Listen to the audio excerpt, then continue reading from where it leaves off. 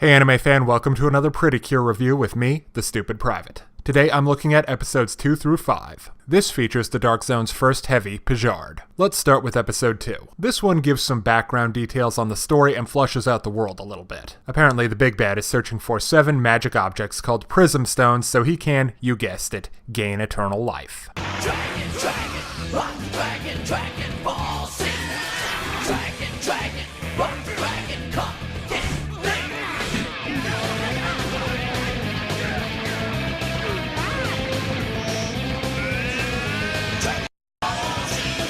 With that stunning revelation aside, we learn that Meppel and Mipple fled the Garden of Light for Earth, a place they refer to as the Garden of Rainbows. No, seriously, what do they call it? This episode also gives us some background details on Hannah and Natalie's home lives. Hannah is rich, her parents are successful antique and collectible dealers who are always gallivanting around the country, which means that Hannah spends most of her time either alone or with her grandma. Nat, on the other hand, lives with her parents and her obnoxious little brother. But compared to Rennie, he's Billy Batson, so Nat has nothing to complain about. And finally, we find out that in addition to the whole magical transformation thing, and holding on to 2 of the Prism Stones, Meppel and Mipple work like more elaborate versions of virtual pets. The girls swipe the Yu-Gi-Oh cards they came with, to feed them, cure them if they get sick, or make them go to sleep when the girls are at school. That's a very important card because unless they're asleep, Meppel and Mipple never shut up. Action-wise, Pejard uses a monster vacuum cleaner to drain the city's energy. That monster sucks. If its motor's reversed, it also blows.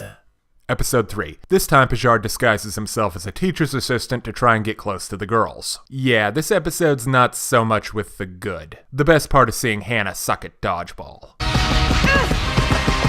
If you can dodge a wrench, then you can dodge a ball. Episode 4. The kids go to a museum, where we get some background details on Mipple, who apparently arrived on Earth long before Meppel, 100 years before, give or take. Then Pejard gets the entire class stoned, before trying to take out Pretty Cure, but thanks to the marble twister, the girls wipe the floor with his over-made-up.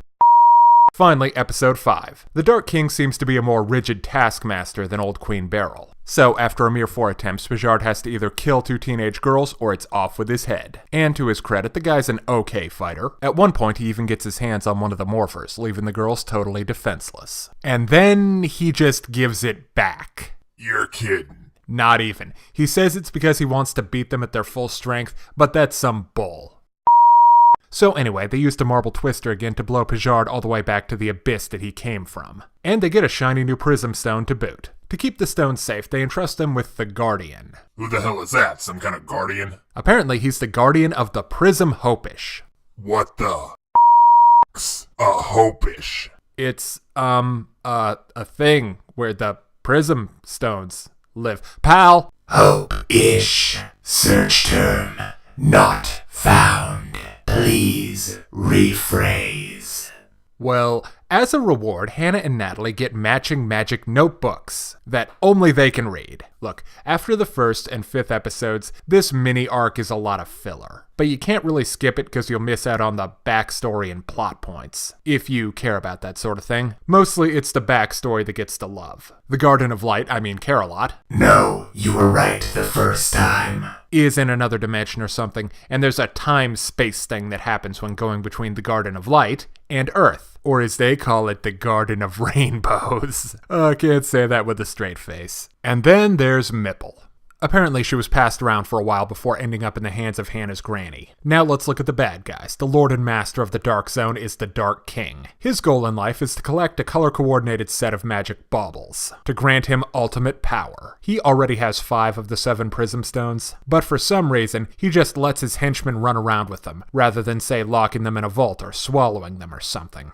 I'm sorry. Were you expecting logical strategy from what are, in essence, Care Bear villains? First, the sinister machinations of Darkheart put Plan Kill Pretty Cure to shame. And second, I'd just like to know why Pejard had a Prism Stone. Is it the source of his power or something? They never say. And speaking of, my biggest problem with Pejard is he's just not evil enough. You're quasi-evil. You're semi-evil. You're the margarine of evil. You're the Diet Coke of evil. Just 1 calorie, not evil enough. What are you, some kind of freak? I just can't get over the part where he has the opportunity to finish the heroes off and he doesn't take it. This would give him a sense of honor and dignity as a warrior, but I'm not sure that's what they were going for, so it's just confusing. Other than that, the fights are above average for this sort of thing, with lots of well-choreographed punching and kicking. I also like Pretty Cure's sense of humor. There are lots of over-the-top antics from Nat, and the cutesy-poo shtick from Meppel and Mipple. And to its credit, the show understands that they're irritating. So I give this mini-arc 3 out of 5. You sorta need to see it to know what's going on, but it's not all that great. Thanks for watching. I'm the Stupid Private. For more games, anime, manga, electronics, and stuff, visit the G.A.M.E.S blog. Hey kids, today's show is brought to you by the letter 4 and the number potato! I'm a stupid private.